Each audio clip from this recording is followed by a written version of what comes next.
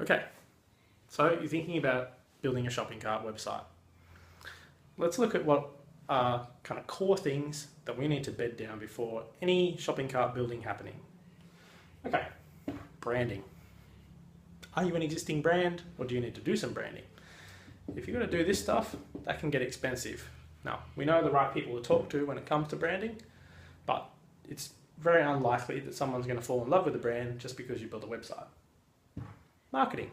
If you were setting up a retail shop, you might be spending ads on TV, radio, all sorts of stuff. Internet equivalent could be things like Google Ads, Google Shopping Ads, eBay, Amazon, Facebook. There's a lot more to marketing than just building a website. You need to have a budget for that. Content. Okay, shopping carts are products, images, and prices. That's not going to work. If you just do that, you'll be invisible. You must have plenty of wording, images, videos, documents, testimonials, descriptions, plenty of text if you want your products to stand out. Service. Who's going to look after it? You need someone who can answer the emails, the phone calls, put stuff in boxes, send it out, take returns, do the billing, all that kind of stuff. So running a shopping cart is a bit more involved than just building a website, and someone's going to need to spend the time to do that. Margins.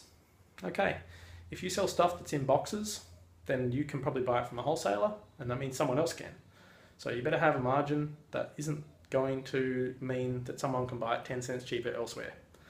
That's a tough one, and it may mean that selling the product by itself is not feasible. There might need to be some significant value adding that you can put with it, so that it's a product, but what else is it? Delivery.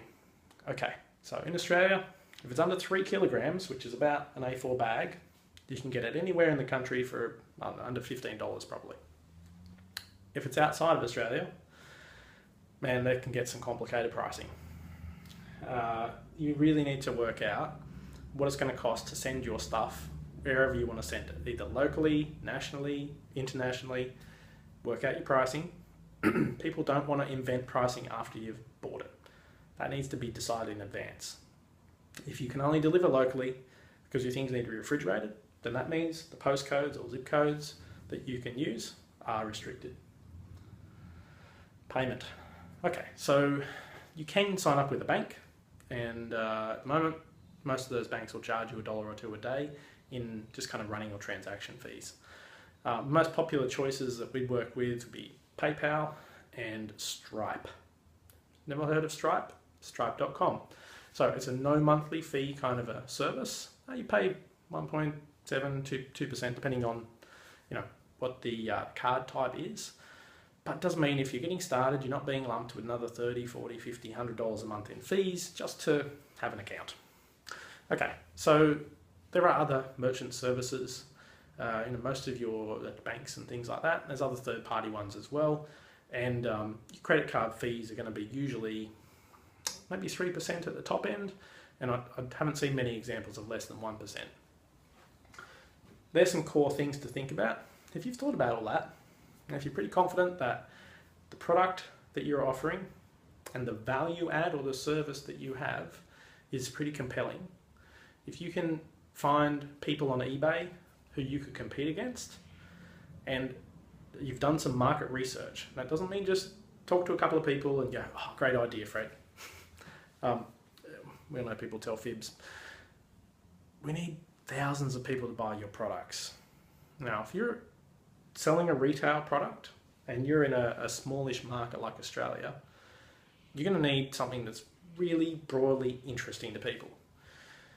If you're selling to the US or maybe Europe, or you've got a bigger market, then you can take out a little niche. You can be the expert in whatever it is.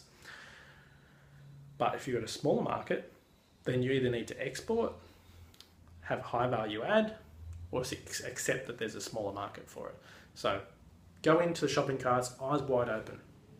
Be aware of your product, competitors, pricing, how are you going to work it, who's going to do the updates, who's going to manage Facebook, all that sort of stuff.